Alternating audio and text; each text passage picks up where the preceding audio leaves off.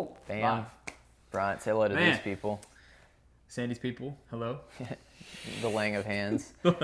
And then to the World Wide Web, your two favorite realtors on the internet. Sandy Roberts here along with... Bryant Lovett. With... Realtors with Lovett Properties. Lovett Properties, absolutely. Had a great discussion. Listen, we're a few minutes late. Sorry for the... Usually, and also we took off last week, as you know. Gosh, I know, we're slacking. Yeah, no, you were ready. I just wasn't. I mentally, physically wasn't there. I had to call a week off, call an audible. Say, Brian, don't expect me. Yep. And we took a break, but we're back. We're back. But the thing is, we were actually just here. We've been here. We obviously played golf this morning, which was great. We've seen a lot of each other today. And we just had a great discussion, which we should have probably just let that be our time, because we just talked about what it means to, what we want to stand for as a company, and then how individuals can operate within that, be tethered to that, what that means in terms of associating. A lot of good stuff around that. And I'm... so much. Yeah, it's really, really good. Yeah. Really absolutely. good. Yeah. So guys, we're going to keep everything to 10 minutes. And then I'm going to let Bryant hop in, maybe share some thoughts, hit new construction things, some listing ideas. I'll do a little buyers, then we'll wrap it down, keep it within 10, and let you be on your way for another hot, sweltering July weekend with humidity that will just make you cry. Yep. Yeah, no, I'm excited for this episode because we got some, sometimes we bring like the, the not so fun, boring stuff, but we've got some fun stuff. Totally. Take us there. So, I can take you. Okay. Oh, wow. This man can sing. Man. That's a fact. I'm so sorry, guys. Jingle. We still need a jingle. Bethany's on. Hey, Bethany. We still need a jingle. We do need a jingle. Real quick. I got an Oak City commercial real estate. I just started following his blog. He might have just joined. I'm not sure if he's still watching. But Jed, I just started following. Looking forward to reading your blog. No, Pat Price. And excited to start reading your blog. Yeah. I guess a weekly on commercial real estate. I'll put you onto it. Yeah, definitely. I'm not sure the exact company, but was anyhow very fascinated with that, and because he's pretty active on Twitter. Cool. It's a complete side of sorry. Yeah. Well, I mean, let's just springboard off of that. If any of you guys want any kind of regular material, Sandy and I both send out very valuable monthly home valuations. Yes. So we can do that based on homes, specific addresses, based on neighborhoods and cities. So let us know if you want more data, or if there's just something that you want to know about real estate in particular on a regular basis, because we do want to get you guys equipped with the info. Yeah. So definitely let us know, and we can get that out to you. Shoot him a DM message. Shoot me a DM. And we'll get that out to you guys. But with no further delay, I do want to bring you guys some exciting news that's happening in the Triangle. COVID. What has COVID been doing? Oh, actually, we got to start with the doom and gloom. Yeah, I mean, we're still in phase 2. Dang! Yeah, it's okay. It's all right. We're in phase 2. We're in phase 2. We'll get through this. We are. We're going to stay this. The fall doesn't look great for college sports. I'm going to go ahead and throw that out there. But real estate market's different. Totally different. So, guys, despite COVID, we are flourishing as a Triangle market. We have, the stats are in as of this morning. I ran them this morning. Yes. We have closed 22,409 homes this year. Wow. Just up to this date, this morning. Lovett Properties says? Yeah. No. That would be amazing. That would be amazing. No, it is incredible to see that number, because last year from January to this date, July 17th of 2019, 22,157 homes. So guys, I just want to say that we have closed more homes than last year with COVID. That just should ring out to the masses. Ridiculous. And that's not including the 8,500 homes that are under contract and have not yet closed. Goodness gracious. That's just a ton. It is a ton. So that's MLS-wide. That's our MLS database. But things are still going quick. Yep. Meaning we still need more things being bought. And the cool thing is more things are being constructed. Yes. Or slated to be. Correct. Take us there. They're coming. So I'm just going to go ahead and whip out a few of these that are coming at you guys. They are not being paused, which is exciting.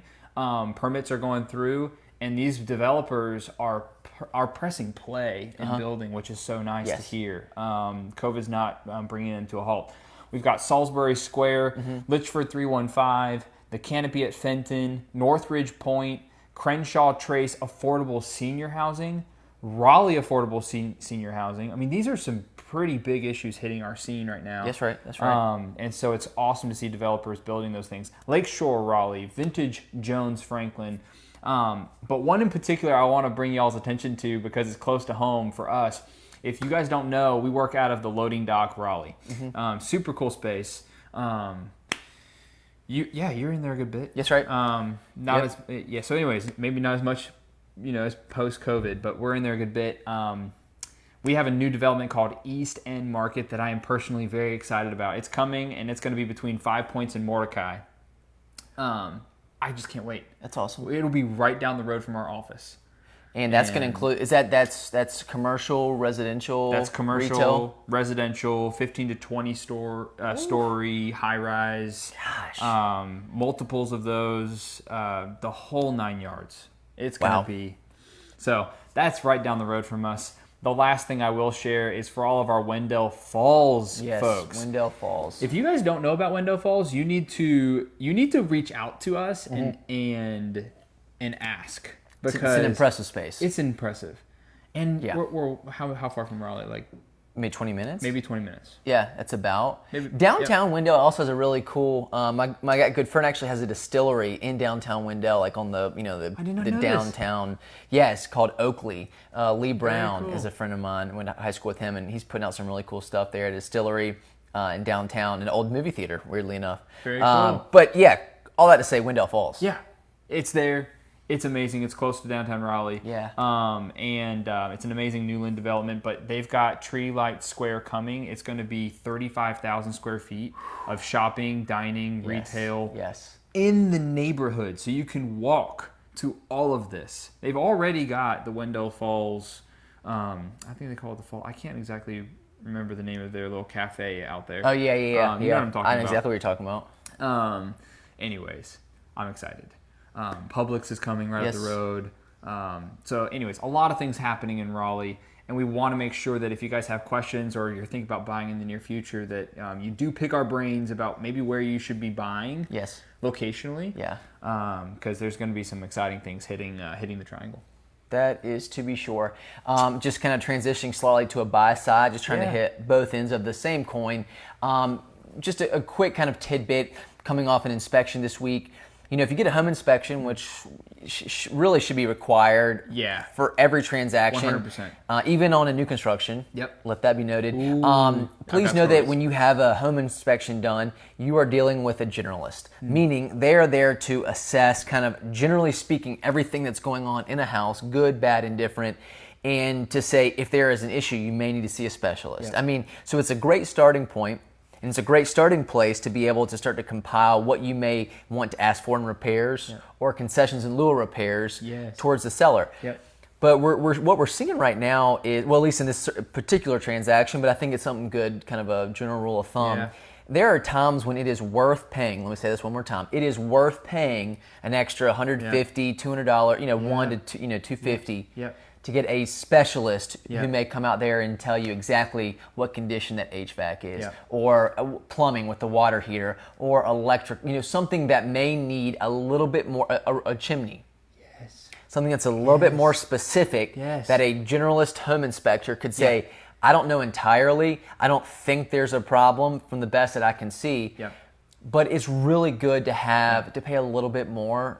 It's such a good investment to know the condition of some of these major appliances or electrical systems or plumbing that you're buying into before something may fail you miserably in the first year. So I just think if I can just share one thing, it is worth paying a little bit more. And I know the saying, you feel like you're getting nickel and dimed. It's like 150 here, 100 here, 500 here. I get it.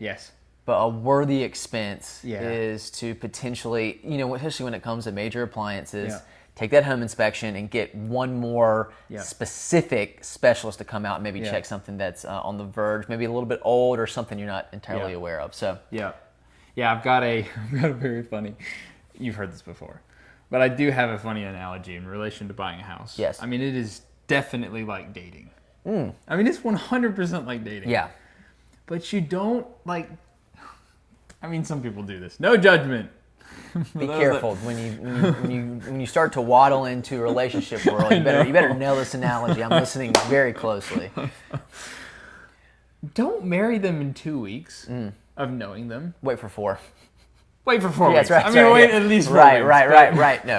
No. Point taken. Get to know the person, get to know the house, and so, anyways, that is the connection of the analogy. Is it might feel like nickels and dimes, right? It might feel that way, but it's worth paying for a few more dinners, yes, and a few more maybe anniversaries, yes, and a few more Christmas presents, to get to know this person, yes, a few more seasons maybe, yes. But all that to be said, go ahead and invest the money and get to know this house, because you are bringing it on. It's going to be your responsibility. Huge. So. And with that, our studio director just said we hit the 10-minute mark, which was our goal. That was our goal. Owen, thanks for joining. You will not hear more. We're going to shut it down because you were the one who told me that we were Chatty Cathy. So with that being said, Owen, guys, as always, thanks for tuning in. We enjoy doing this. We try to bring value, trying to learn how to whittle it down. Yeah. To a palatable 10 or so minute show from your two favorite realtors on the internet, so that you can have something that you can maybe apply to your life, your company, or heaven forbid, a real estate transaction. That's right. If you have any questions, feel free to hit either of us up. For the two favorite realtors on the internet, I'm Sandy. Brian, love it. Thanks for joining us. Guys, have a great weekend. Have a great weekend.